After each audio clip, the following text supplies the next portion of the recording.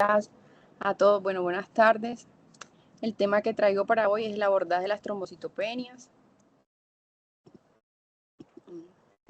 Mi asesor fue el doctor Santiago Benjumea.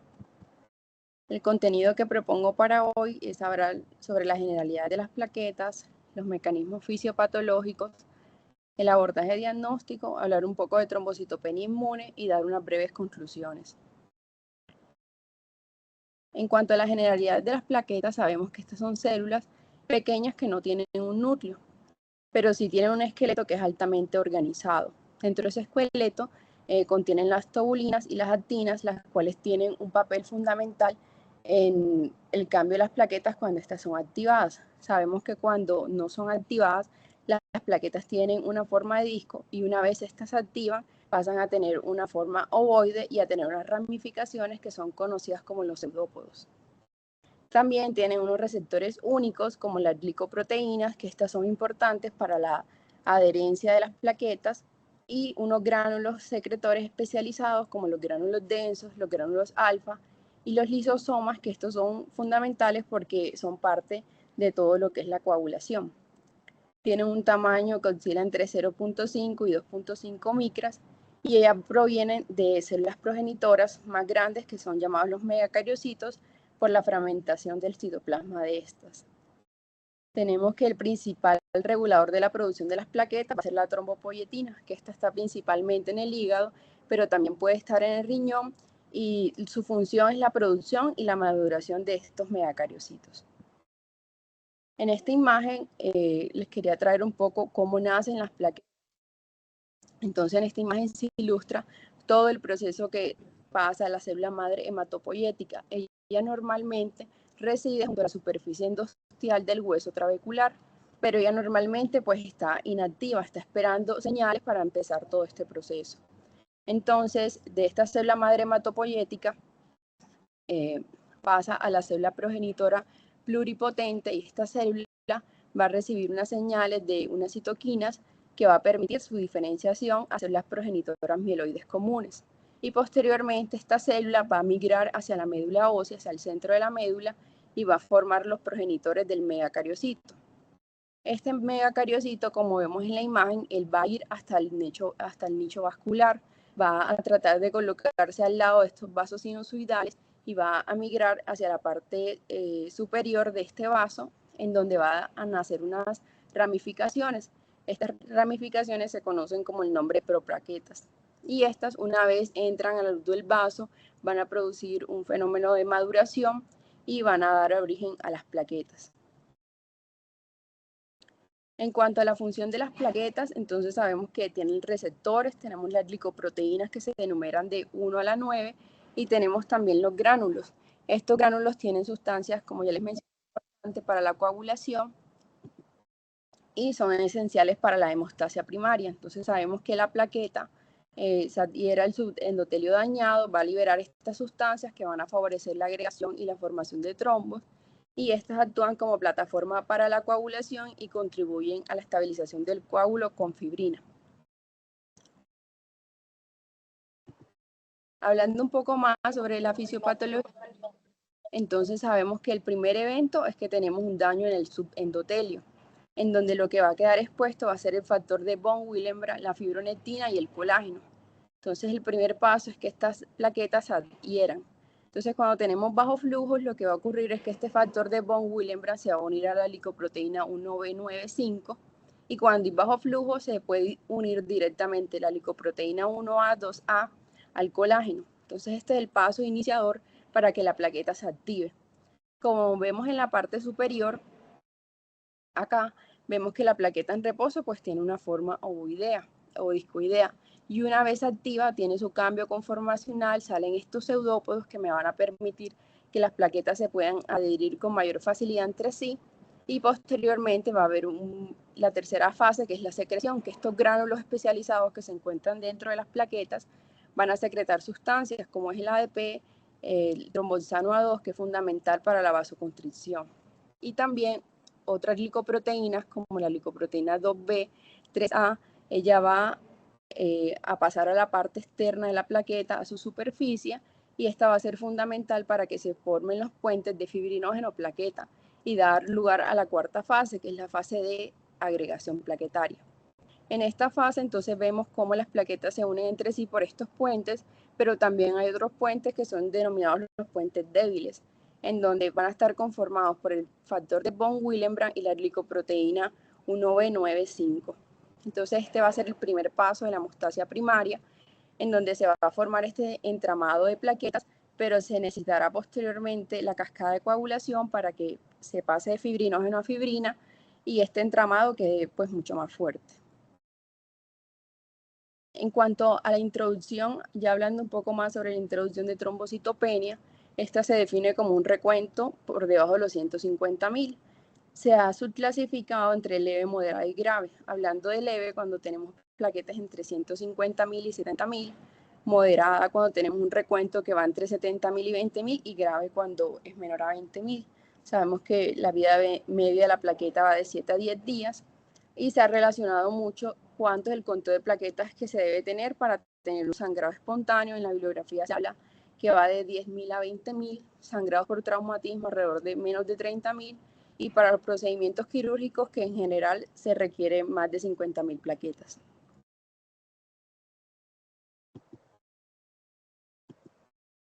Pero ¿qué es lo normal? Este fue un estudio que realizaron en Estados Unidos en donde ellos querían diferenciar entre los diferentes tipos de sexo, la etnia y la edad, cómo variaba el recuento plaquetario. Ellos tomaron a 12.142 pacientes, 65% eran mujeres, 27% eran negros no hispanos y 27% eran mexicoamericanos. Encontraron que el recuento entre plaquetas en estas poblaciones variaba. En las mujeres en general tenemos más plaquetas que en los hombres, con una diferencia de alrededor de 30.000 plaquetas. Los adultos jóvenes también tienen mayor cantidad a comparación de adultos. Se dice que un adulto mayor de 70 años puede tener menos de 20.000 plaquetas que la población joven, y también algunas personas de color. En cuanto a la epidemiología, se habla que hasta un 25% de los pacientes críticamente enfermos van a desarrollar una trombocitopenia inducida por medicamento.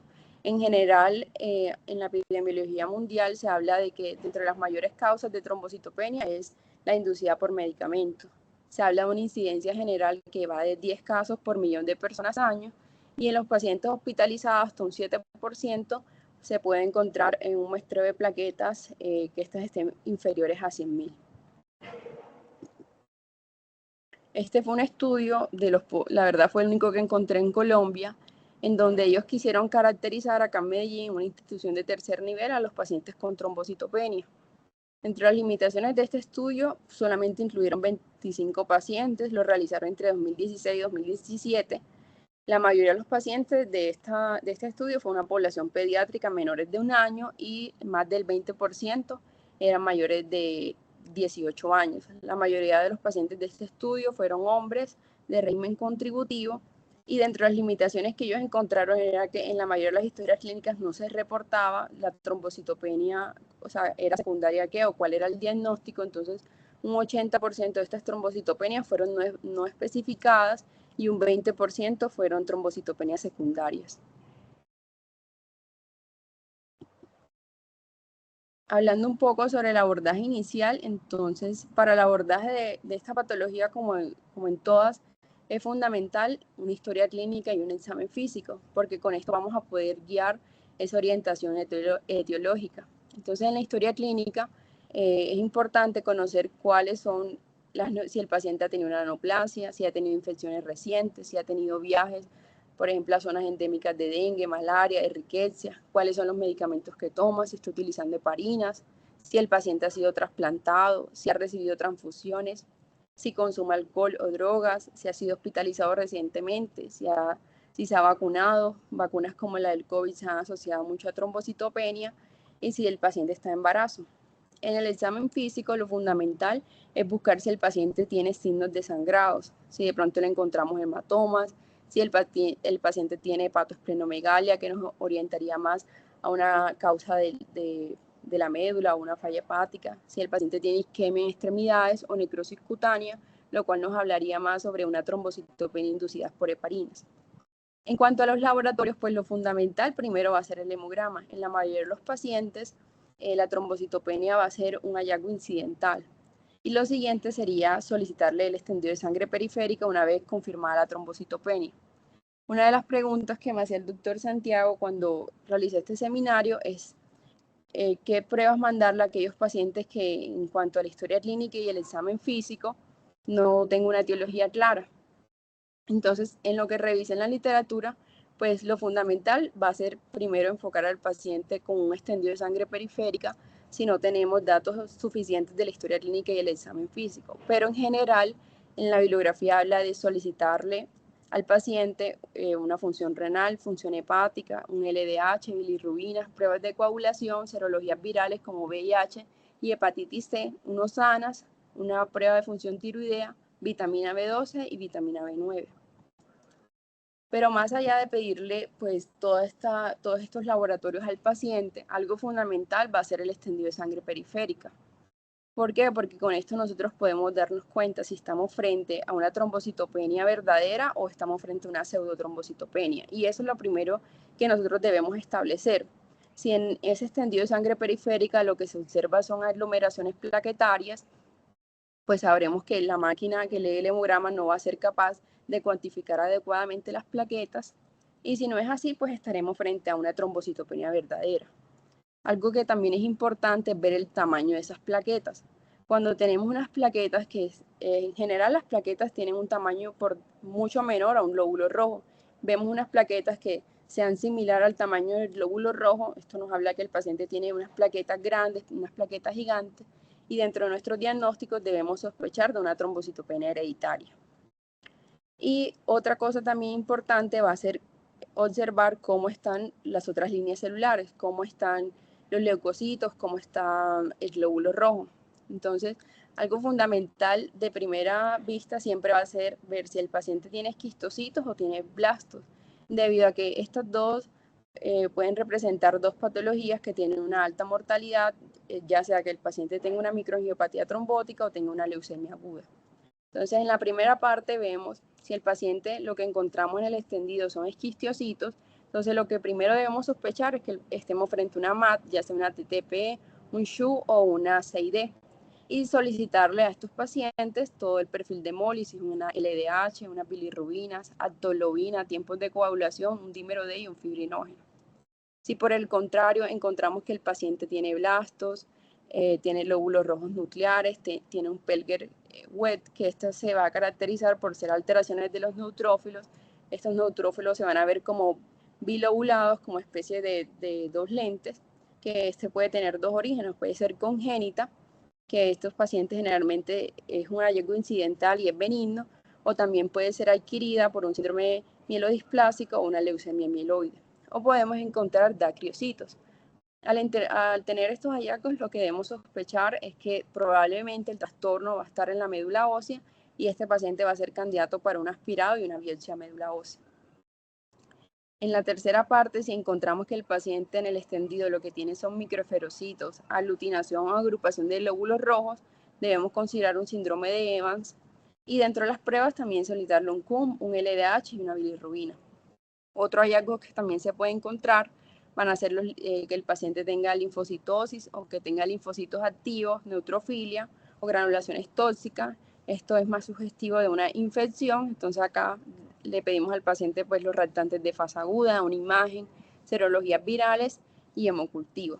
Pero si por el contrario nuestro paciente los glóbulos rojos están bien, glóbulos blancos están bien, es decir, tiene una trombocitopenia aislada, acá el diagnóstico va a ir más orientado a que el paciente tenga una PTI o que sea una trombocitopenia por medicamentos, por virus como el VIH, la hepatitis C, por Helicobacter pylori. En cuanto al Helicobacter pylori, este puede causar una trombocitopenia inmune. Una de las preguntas que también me hacía era, bueno, a todos los pacientes se le pide prueba de Helicobacter pylori, según lo que revise en la literatura, pues no es costo efectivo, ¿cierto? Porque en nuestro país, un país que tiene una alta prevalencia de Helicobacter pylori, y en otros países donde se han tratado de hacer estos estudios, lo que han encontrado es que aún erradicando el Helicobacter pylori en el paciente, la mejoría en la trombocitopenia es muy variable. alrededor lo máximo que pueden aumentar las plaquetas son 30.000, entonces recomiendan solicitarle prueba de Helicobacter pylori a aquel paciente que tenga una sospecha de PTI, pero adicional tenga síntomas gastrointestinales. Dentro de las trombocitopenias aisladas, otras causas también pueden ser la CID y las trombocitopenias genéticas. Y la investigación pues va a ser basada en la evaluación clínica. Entonces, en cuanto a la pseudotrombocitopenia, esta va a ocurrir entre el 0.09 al 0.29% de la población. Se habla que esto es un artefacto de laboratorio porque se van a formar agregados plaquetarios ex vivo esto va a ser causado por el anticoagulante EDA, en donde se van a formar anticuerpos, la mayoría van a ser IgG contra plaquetas, y estos anticuerpos van a estar dirigidos contra las plaquetas, especialmente con las glicoproteínas de membrana, que van a ser activados por la presencia de EDA. Pero esto solamente ocurre ex vivo, es decir, después que el paciente se le tomó la muestra sanguínea, pero in vivo el recuento plaquetario va a ser normal. ¿Y cómo vamos a poder diferenciar esto? Pues le solicitamos al paciente un extendido de sangre periférica o le podemos repetir el hemograma, pero no lo vamos a hacer con EDA, sino con otro anticoagulante como la heparina o el citrato de sodio. En esta primera imagen a la izquierda vemos cómo es un extendido de sangre periférica normal. ¿Qué es llamativo? Pues que los glóbulos rojos van a tener un tamaño mucho mayor que las plaquetas, que son estas que se tiñen de morado, y si ven que están como dispersas. En cambio, en aquellos pacientes que tienen una pseudotrombocitopenia, las plaquetas se aglutinan por la presencia de EDA y la máquina no va a ser capaz de cuantificar cuántas plaquetas hay en este conglomerado. En la segunda parte de los objetivos de la charla, entonces, quiero enfatizar los mecanismos de la trombocitopenia, que son fundamentales para poder establecer una etiología. Entonces, los 4 mecanismos son la distribución anormal de las plaquetas, una disminución de la producción por parte de la médula ósea, mayor destrucción por el vaso o dilucionales. Pero estos mecanismos no son individuales, es decir, un paciente puede tener varios mecanismos que me expliquen la trombocitopenia. Entonces, dentro del primer mecanismo, que es la disminución en la producción, este puede ser causado por distintas causas. Dentro de estas tenemos las infecciones virales, como por ejemplo el VIH, que lo que se ha visto es que este me acorta la vida media de la plaqueta, me puede causar secuestro esplénico, y también el VIH puede infectar al megacariocito. Otros virus también son la hepatitis B, la hepatitis C, virus de Epstein-Barr, citomegalovirus, el parvovirus B19 que me puede causar aplasia medular, el zóster, la rubiola, papera y el dengue. Dentro de las infecciones bacterianas tenemos la tuberculosis, que esta también me puede causar trombocitopenia por distintos mecanismos. Me puede causar una esplenomegalia, me puede también causar trombocitopenia por destrucción por autoanticuerpos. También la tuberculosis puede invadir a la médula ósea y hay una disminución en la producción. Y también otras infecciones como la riqueza. A nivel de la médula ósea, también puede haber trastornos mieloides como una leucemia mieloide aguda, un síndrome mielodisplásico, neoplasias linfoides como una leucemia linfoblástica aguda, una leucemia de células pilosas, mielofibrosis, la radioterapia o la quimioterapia también me puede causar trombocitopenia y las anemias aplásicas. Y a nivel del hígado, pueden aparecer hepatitis inducidas por fármacos, hepatitis infecciosas, enfermedades hepáticas no alcohólicas y trastornos metabólicos, cirrosis hepáticas e hiperesplenismo. Otras causas importantes también son las causas congénitas y las deficiencias de vitamina B9 y vitamina B12. Hablando un poco más sobre estas causas, entonces empezamos con las deficiencias nutricionales, en donde tenemos a la vitamina B2 y los folatos, que dentro del mecanismo de acción es que estos me van a causar una megaloblastosis y una pancitopenia al inhibir la síntesis de purina. Y la deficiencia de hierro, que la encontramos pues, más frecuente en pacientes con anemias, en casos aislados y en casos raros, también se ha encontrado como una posible causa de la trombocitopenia, pero el mecanismo de por qué la causa aún no está del todo dilucidado. En cuanto a las enfermedades hepáticas, el origen de la trombocitopenia también va a ser multifactorial. En los pacientes con trombocitopenias crónicas, en pacientes con cirrosis hepática, suele deberse a hipertensión portal y esplenomegalia, lo que va a conllevar un secuestro esplénico de las plaquetas. También puede haber supresión de la médula ósea, ya sea por alcohol, por hepatitis virales o autoinmunes, déficit de la trombopoyetina, o también pueden deberse a coagulopatías y CID en enfermedades hepáticas severas, en donde va a haber un consumo aumentado de las plaquetas. En cuanto a los virus hepatotropos, tenemos el virus de la hepatitis C, que también va a tener la trombocitopenia un origen multifactorial, puede explicarse por hiperesplenismo, por formación de anticuerpos antiplaquetarios y disminución de la producción de la trombopoyetina. Y otra explicación de la trombocitopenia también puede ser inducida por medicamentos que son pues ampliamente utilizados en esta patología, como el interferón y la ribavarina. Se habla de que la prevalencia de la trombocitopenia en pacientes con hepatitis C es alrededor de un 25%. En cuanto al virus de la hepatitis B, el efecto que hace este virus sobre las plaquetas es que me infecta directamente la médula ósea, inhibe la producción plaquetaria y acelera la destrucción plaquetaria dada por el sistema inmunológico y los monocitos y los macrófagos. Hay también unas causas de trombocitopenia congénita. ¿En quién vamos a sospechar esta? En un paciente que pues desde niño ha tenido trombocitopenia, de pronto que nos lleva al consultorio de recuentos de sus hemogramas y siempre vemos recuentos bajos, pero algunos pacientes pueden permanecer asintomáticos hasta que llegan a la adultez, hasta que llega algún factor que hace que se desencadene esta trombocitopenia o se manifieste como un trauma, el embarazo, el parto, ¿sí? Y esta trombocitopenia congénita también la podemos orientar mediante el estendido de sangre periférica viendo el tamaño de las plaquetas. Entonces, si tenemos plaquetas de un tamaño pequeño, el diagnóstico que vamos a sospechar es un síndrome de Wiskott-Aldrich, que este se va a caracterizar por una mutación del gen WAS que está ubicado en el cromosoma X. Y estos pacientes se van a manifestar porque tienen infecciones recurrentes, trombocitopenias con plaquetas pequeñas y también pueden presentar eczemas. Cuando los pacientes tienen unas plaquetas de un tamaño normal, entonces debemos sospechar en una trombocitopenia amegacariocítica congénita o trastornos plaquetarios familiares con predisposición a leucemia mieloide aguda. Dentro de las plaquetas grandes podemos encontrarnos con la enfermedad de von Willebrand tipo 2, que esta va a ser un trastorno autosómico dominante, en donde va a haber una presencia de multímeros ultragrandes del factor von Willebrand, que se va a unir a las plaquetas, va a producir la agregación y posteriormente va a haber una trombocitopenia leve. Y estos pacientes se suelen manifestar con hemorragias excesivas en mucosa durante la menstruación o el parto. Otras enfermedades también a tener en cuenta tenemos la enfermedad de MYH9, que estos pacientes se van a caracterizar por presentar cataratas, pérdidas de la audición, insuficiencia renal o incluso pueden presentarse asintomáticos.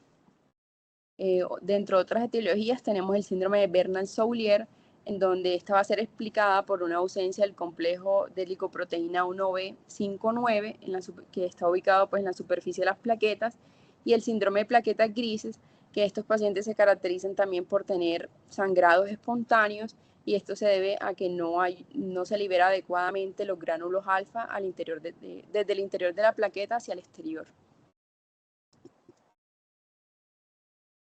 Otra infección que también nos puede causar trombocitopenia es la infección por el virus de inmunodeficiencia humana, que este puede ser el primer signo de infección por VIH hasta el 10% de los pacientes y se correlaciona con una superficie corta. Dentro de los factores de riesgo que tienen estos pacientes para presentar trombocitopenias, tenemos replicaciones incontrolables del virus, infecciones concurrentes con el virus de la hepatitis C y cirrosis. Y esta trombocitopenia también puede ser explicada por distintos mecanismos. Tenemos que hay una disminución de la producción debido a que el virus del VIH puede infectar al megacariocito debido a que el virus se puede unir a los receptores CD4 del megacariocito, puede haber destrucción inmunitaria o también puede haber una infiltración de la médula ósea por neoplasias, infecciones oportunistas, medicamentos o pueden presentarse microangiopatías relacionadas con el VIH. El segundo mecanismo es el secuestro, que este se debe por hiperesplenismo, en donde estos pacientes se van a presentar con anemia, leucopenia y trombocitopenia. Y esto se debe a que hay una destrucción mediada por el vaso, que ocurre pues de manera anormal y se asocia a esplenomegalia. Se habla que un 30% de las plaquetas viven en el vaso, pero en este paciente este porcentaje va a aumentar. Y en general estos pacientes no suelen tener sangrado y tampoco suelen tener una trombocitopenia grave.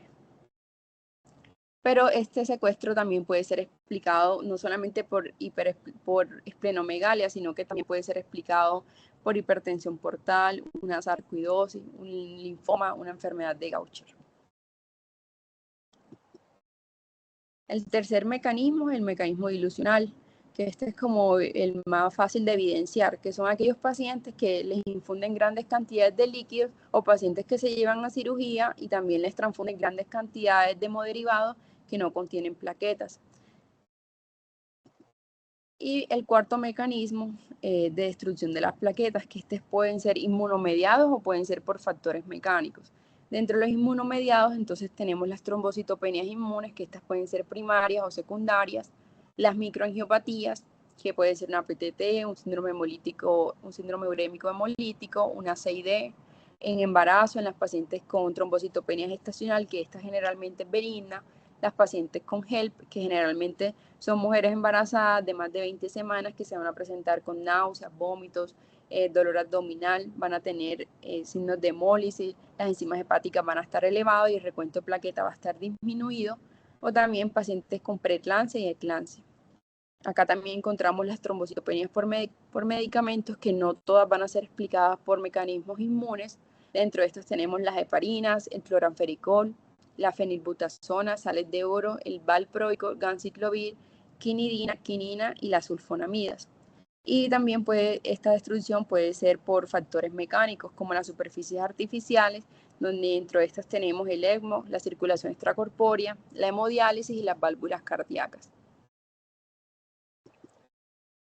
Hablando un poco más sobre estas causas de trombocitopenia, entonces empezaremos con las trombocitopenias inducidas por medicamentos. Como les había hablado, a nivel mundial, la trombocitopenia por medicamentos es una de las más frecuentes. Algunas bibliografías dicen que es la más frecuente de todas y se debe sospechar en los pacientes que presenten caídas agudas de recuento plaquetario, pues después de iniciarle el medicamento. Pero estas trombocitopenias en general son de moderadas a graves y raramente van a causar un sangrado.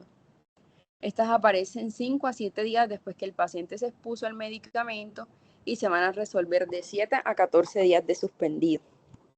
Entonces, como les había mencionado, como vemos en esta tabla, no todos los medicamentos me van a causar una trombocitopenia inmunomediada.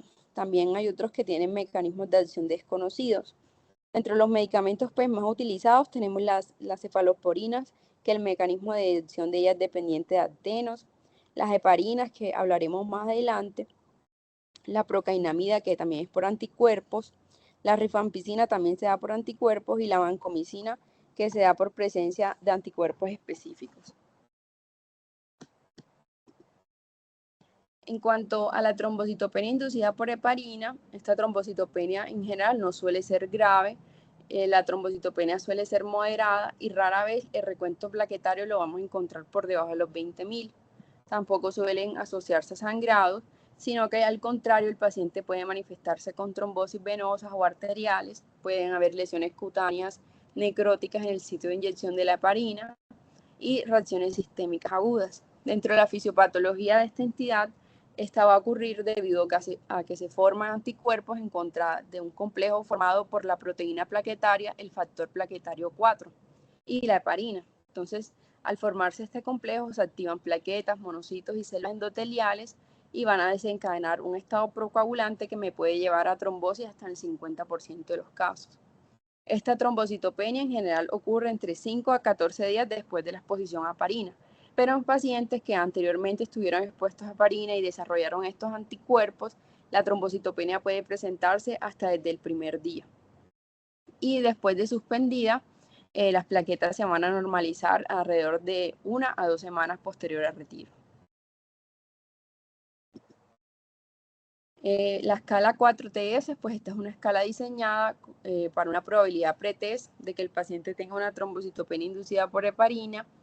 y va a constar de 4 puntos. El primero es que el paciente tenga trombocitopenia, el segundo que tenga un tiempo de caída del recuento, el tercero trombosis u otras secuelas y el cuarto otras causas de trombocitopenia.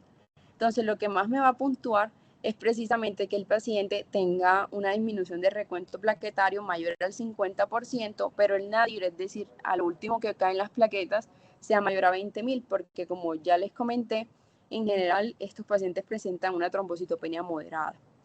Como ven en esta parte, si el paciente tiene un nadir por debajo de 10.000, pues esto nos hablaría más que debemos sospechar otra etiología. En cuanto al tiempo de caída del recuento, entonces lo usual es que se presente entre 5 y 10 días después de colocarle heparina al paciente, pero en algunos pacientes que estuvieron expuestos hasta un mes antes pueden presentar la trombocitopenia al día siguiente. En la trombosis y otras secuelas, pues que el paciente tenga una trombosis confirmada, le da 2 puntos al paciente, que tenga una necrosis cutánea, reacciones sistémicas y que la trombocitopenia nos ha explicado por otra causa. De lo más importante de esta escala es que ya tiene muy buen valor predictivo negativo, pero específicamente para los puntajes bajos. Es decir, con esta escala, un puntaje bajo, por ejemplo, un puntaje de 2 puntos, 3 puntos, nosotros podríamos desestimar a este paciente y buscarle otra etiología. ¿Cómo vamos a interpretar este puntaje? Hablamos de una alta probabilidad cuando va de 6 a 8 puntos, una probabilidad intermedia cuando va de 4 a 5 y una baja probabilidad cuando va de 0 a 3 puntos. En cuanto al abordaje, entonces primero acá en la parte superior tenemos un paciente con trombocitopenia. Esta puede ser causado tanto por heparinas de bajo peso molecular como heparinas no fraccionadas, siendo más frecuente con heparina no fraccionada. Le aplicamos el score. Entonces, como vimos, el score para baja probabilidad pues es muy bueno. Entonces, con esto nosotros podemos descartar que este sea el origen de la trombocitopenia. Cuando tenemos un puntaje alto, es decir, un puntaje entre 6 y 8, entonces lo siguiente va a ser suspenderle la heparina al paciente, iniciarle otra terapia anticoagulante. Entonces se recomiendan realizar inmunoensayos que pues son los anticuerpos tipo IgG. Cuando estos son positivos, entonces la probabilidad que que el paciente tenga una trombocitopenia inducida por heparina pues es muy alta, de un 95%, y podríamos confirmar un diagnóstico. Pero cuando estos anticuerpos son negativos, entonces la probabilidad post-test es solamente un 3 al 16%, entonces se considera realizarle inmunoensayos funcionales. Y acá el problema más grande va a ser cuando tenemos un paciente con una trombocitopenia que este puntaje le dio intermedio, es decir, de 4 a 5 puntos, en donde inicialmente pues se recomienda que se le suspenda la heparina y se coloque otro manejo. Y lo siguiente va a ser realizarle los inmunoensayos. Si estos son negativos, entonces la probabilidad post-test de que el paciente tenga una trombocitopenia inducida por heparina es muy baja, entonces podría descartar el diagnóstico. Pero si son positivos, acá viene el problema, porque la probabilidad que el paciente sí tenga esta trombocitopenia por heparina es solamente de un 40 a un 60%. Entonces se van a necesitar pruebas adicionales para confirmar el diagnóstico. Dentro de las pruebas que se pueden realizar va a ser la alta densidad óptica, IgG, o la detección de anticuerpos que activan plaquetas. Si estos son positivos, la probabilidad post-test solamente se aumenta un 65%, pero recomiendan que en estos casos pues se suspenda la heparina, y si las pruebas fueron negativas, entonces lo dejan como a recomendación del médico, o sea, lo que uno considere si se le suspende al paciente la heparina o si se la deja. Este es un caso clínico que les traigo, que el motivo de consulta de esta paciente fue epistasis y sangrado gingival. Esta es una estudiante universitaria de 20 años. Hace 3 semanas consulta por fiebre, escalofríos, odinofagia y cefalea. Y ella fue diagnosticada con una infección de vías respiratorias altas. Actualmente solamente está con epistasis y sangrado en encías. No toma medicamentos, no toma suplementos, no toma hierbas, ni consumo de alcohol o drogas recreativas. Dice que tiene una dieta variada y no tiene antecedentes familiares de citopenias o trastornos hematológicos. Dentro del abordaje inicial de esta paciente, en el examen físico, entonces se encontró que ella tenía una púrpura húmeda en cavidad oral, tenía sangre costrosa en narinas, petequias en ambas piernas y no tenía ni linfadenopatías ni hepatoesplenomegalia. Y en los laboratorios vemos que los leucocitos están en 4.400, están normales, tiene una hemoglobina en 14 y tiene una trombocitopenia severa, tiene unas plaquetas en 1000. Los tiempos de coagulación están normales y en el frotis de sangre periférica, como les había mostrado anteriormente, en general las plaquetas pues tienen un tamaño menor que el glóbulo rojo y vemos que estas plaquetas están aumentadas de tamaño. Entonces, según el abordaje que les mostré anteriormente, según el extendido de sangre periférica, entonces por este extendido de sangre periférica ya podríamos confirmar que el paciente tiene una trombocitopenia. Y lo segundo sería ver si hay afectación de las otras líneas celulares y al parecer en esta paciente no hay afectación. Entonces sería una trombocitopenia aislada, que dentro de la búsqueda que debemos tener presente, que tenga una PTI, que tenga una trombocitopenia inducida por medicamentos, o una trombocitopenia por heparina, o sea un embarazo, o sea hereditaria. Entonces con lo que tenemos del caso, entonces podríamos decir que hereditaria no es porque al parecer la paciente no tiene antecedentes familiares de citopenia ni trastornos hematológicos. No toma medicamentos, ni suplemento, ni hierba, entonces podríamos descartar una trombocitopenia por medicamentos. Lo que nos quedaría, tampoco está embarazada, entonces lo que nos quedaría es que la paciente tenga una púrpura trombocitopénica inmune. En cuanto a la trombocitopenia inmune, esta se caracteriza por ser un diagnóstico de exclusión. Es una enfermedad autoinmune que se va a caracterizar por que hay una destrucción periférica de las plaquetas y hay una afectación variable de la producción medular que es mediada por anticuerpos. Como vimos en el caso anterior, pues ella tiene un pico de presentación que en general es de los 20 a los 30 años y en este pico es ligeramente más frecuente en mujeres, pero también tiene un segundo pico que es alrededor de los 60 años, en donde la frecuencia entre mujeres y hombres es muy similar. Y como es un diagnóstico de exclusión, pues hay que descartar primero otras etiologías, como los medicamentos, que el paciente no tenga infecciones crónicas por virus como el VIH, el virus de la hepatitis C, Helicobacter pylori, enfermedades autoinmunes como lupus, síndrome antifosfolípido, el síndrome de Evans, una CID, una trombocitopenia inducida por heparina o trombocitopenias hereditarias. En general, estos pacientes se van a presentar asintomáticos, con una trombocitopenia aislada, en general con recuentos de plaquetas por debajo de 100.000, y la coagulación y las demás líneas celulares se van a encontrar normales.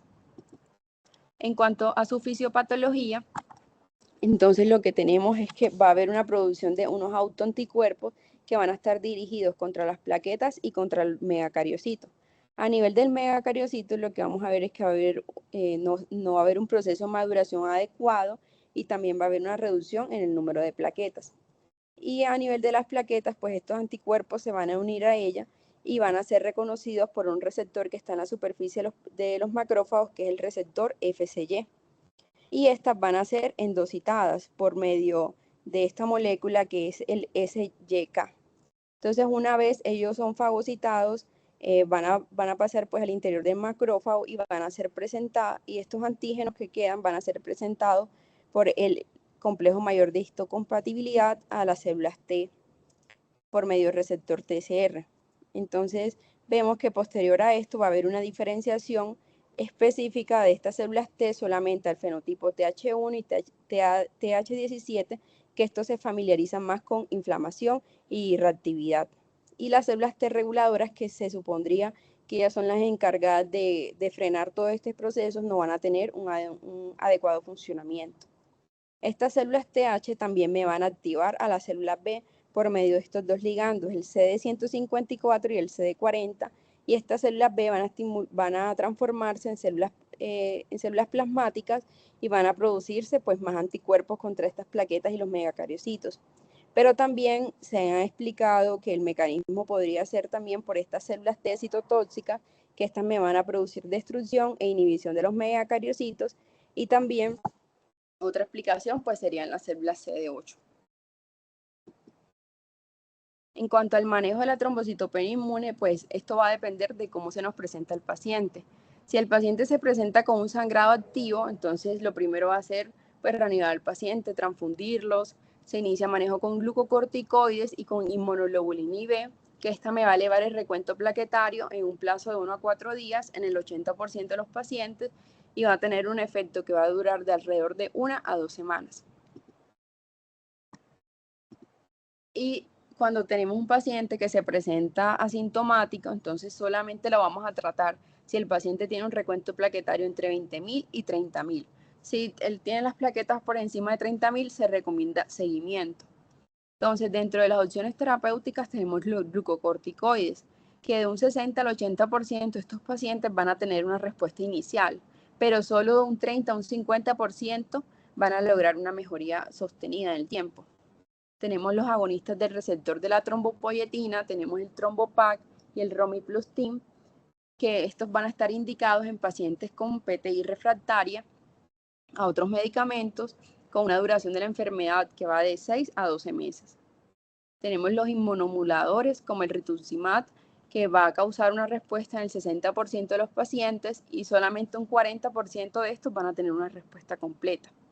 Tenemos otros inmunomoduladores como el fostamatinib y el micofenolato de mofetil, azathioprina, dapsona y el danazol. Y la última opción, que es la esplenectomía, que son definitivamente para aquellos pacientes que no respondieron, pero tienen un tiempo desde el diagnóstico mayor a un año. Esta tabla se las traigo más que todo para hablar sobre las primeras líneas de tratamiento, donde vemos en la parte superior los glucocorticoides. Entonces tenemos dos opciones. Tenemos la prednisona, que la podemos dar a una dosis de 1 a 2 miligramos cada 1 a 2 semanas y después realizarle una reducción al paciente. O tenemos la dexametasona, que las dosis van de 20 a 40 miligramos por 4 días y después cada 2 a 4 semanas y se pueden dar hasta 4 ciclos. Y la inmunoglobulina, que también se podría dar 0.4 gramos por kilo de peso del paciente por 5 días, o le podemos dar 1 gramo por kilo por 1 a 2 días. Listo. Entonces, este es como un algoritmo, especie de resumen de la trombocitopenia inmune. Entonces, acá en la parte superior vemos a un paciente con una trombocitopenia. En general, pues ellos presentan recuentos de plaquetas por debajo de 100.000. Lo siguiente, pues va a ser la evaluación clínica del paciente, la historia clínica, cuáles son sus antecedentes, realizarle los laboratorios pertinentes. Y una vez nosotros confirmamos que el paciente tiene una PTI, lo siguiente va a ser ver en qué categoría está el paciente. Como vimos, si el paciente está con plaquetas por encima de 30.000 y el paciente no tiene sangrado, entonces se va a continuar con seguimiento. Si el paciente tiene plaquetas menores de 30.000 y tiene un sangrado activo, entonces estos pacientes van a ser candidatos para manejo. Que dentro de las opciones, como vimos, tenemos los corticoides y la inmunoglobulina. Y aquel paciente que se presente con un sangrado que amenaza la vida, entonces acá tenemos de opciones las transfusiones, la inmunoglobulina IV, los corticoides. Si el paciente no responde a esto, entonces lo siguiente sería ver si realmente estamos frente a una PTI, que no estemos frente a otro diagnóstico. Entonces, ¿cómo lo vamos a saber? Pues solicitándole más exámenes al paciente, pues si anteriormente no le habíamos solicitado unos ANAS, si no se había realizado un aspirado de médula ósea, una citometría de flujo, si de pronto sospechamos que estamos frente a una enfermedad de von Willebrand, solicitarle anticuerpos contra la lipoproteína, anticuerpos antitiroides, virus como Epstein-Barr, citomegalovirus o niveles de TPO. Si no encontramos acá nada, pues lo siguiente va a ser continuar con el manejo. Entonces podemos cambiar un agonista de la trombopoyetina por otro o podemos iniciarle el manejo con inmunomoduladores. Y de última opción, pues tendremos la esplenectomía, que como ya les mencioné, solamente la vamos a utilizar en aquellos pacientes que definitivamente no respondieron al manejo médico y ya tienen más de un año con el diagnóstico. Si el paciente definitivamente no responde, otra opción también sería hacerle la evaluación genética al paciente. Mirar a ver si tiene una falla en la médula ósea o si tiene un síndrome mielodisplásico. En cuanto al lupus, pues el lupus, la trombocitopenia es explicada por una trombocitopenia inmune. Entre los mecanismos de acción, entonces se habla que hay una destrucción aumentada o una producción deficiente de las plaquetas. El anticuerpo que más ha encontrado hasta un 88% de los pacientes es el anticuerpo contra la lipoproteína 2B3A. En cuanto al lupus y la trombocitopenia, entonces se ha encontrado que es una de las primeras manifestaciones hematológicas en estos pacientes con una tasa de incidencia de un 56.1%. Y la causa más común de esta trombocitopenia va a ser la PTI. La PTI asociada al lupus Entonces esta se va a definir como una trombocitopenia que es mediada inmunológicamente, que es inducida por el lupus tras la exclusión de otras causas potenciales en pacientes con recuentos por debajo de los 100.000. Y esta trombocitopenia en estos pacientes, ¿a qué se ha asociado? Se ha asociado a mayor mortalidad, a mayor actividad de la enfermedad, riesgo de daño de órganos, mal pronóstico y mayores tasas de mortalidad. Y se ha visto que pacientes mujeres con PTI y con ANAS con títulos positivos, esto aumenta el riesgo de que el paciente posteriormente pueda desarrollar un lupus. Este es otro caso clínico que les traigo, que el motivo de consulta de esta paciente fue entumecimiento facial y cefalea. Una paciente de 34 años, previamente sana, que consultaba por un cuadro clínico de 3 semanas de evolución, caracterizado por parestesia facial en el lado izquierdo, cefalea persistente y apariciones de moretones sin una causa aparente. Este fue el extendido de sangre periférica de la paciente, en donde llamativamente observamos que el recuento de plaquetas pues está muy disminuido y los glóbulos rojos no están en su forma habitual. ¿Sí? Vemos que los glóbulos rojos pues tienen una forma de esquistocitos. Entonces, siguiendo nuevamente el primer algoritmo que les había mostrado, entonces lo primero a sospechar sería una microangiopatía, las PTT, el SHU.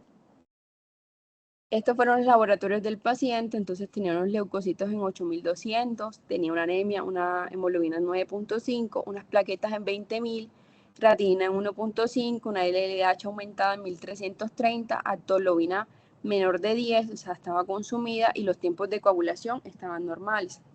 Entonces, teniendo en cuenta que esta paciente tiene manifestaciones neurológicas, es una paciente joven, y si aplicáramos aquí a la vista los criterios de Plasmic, que recordándolos que la paciente pues acá tendría 6 puntos, la paciente tiene plaquetas menores de 30.000, tiene criterios de hemólisis, al parecer tiene ausencia de cáncer activo, ausencia de trasplantes de órganos, INR menor de 1.5 y una creatinina menor de 2, entonces esta paciente como una microangiopatía secundaria a una PTT. Entonces a esta paciente le inician manejo con prednisona 1 miligramo por kilo y le inician la plasmaféresis.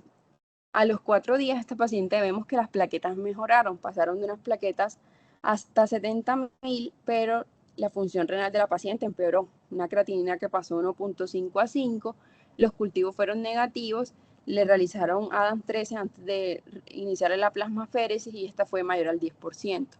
Entonces, hasta aquí, dentro de las causas de MAT, entonces nosotros podríamos excluir una PTT debido a que la paciente no tuvo mejoría, tuvo empeoramiento de la función renal y tiene una actividad de la ADAM13 mayor al 10%. Lo segundo sería ver cuáles sería qué medicamentos estaba tomando el paciente, que como vemos no estaba tomando ningún medicamento. Si es secundaria infección, pues por el momento solamente tenemos que tiene unos cultivos negativos. Entonces, la sospecha diagnóstica de ello fue que la paciente tuviera una MAT secundaria a una SHU atípica. Entonces, le suspenden el manejo con plasmaféresis y le inician el ecolizumab. Posteriormente, al día 14, la paciente tiene un recuento de plaquetas que sube hasta 200.000, el LDH viene en descenso, tuvo una mejoría de la función renal, la creatinina pasó de 5 a 3 y la dejan con el diagnóstico de un SHU atípico. La mandan para su casa pues con su manejo con ecolizumab y en el seguimiento genético se confirma que la paciente tiene una mutación en el gen del factor H del complemento, lo que apoya el diagnóstico que la paciente tenga un SHU atípico. Entonces, de trombocitopenia, una de las más importantes van a ser las microangiopatías trombóticas, debido a la alta mortalidad que tiene esta patología.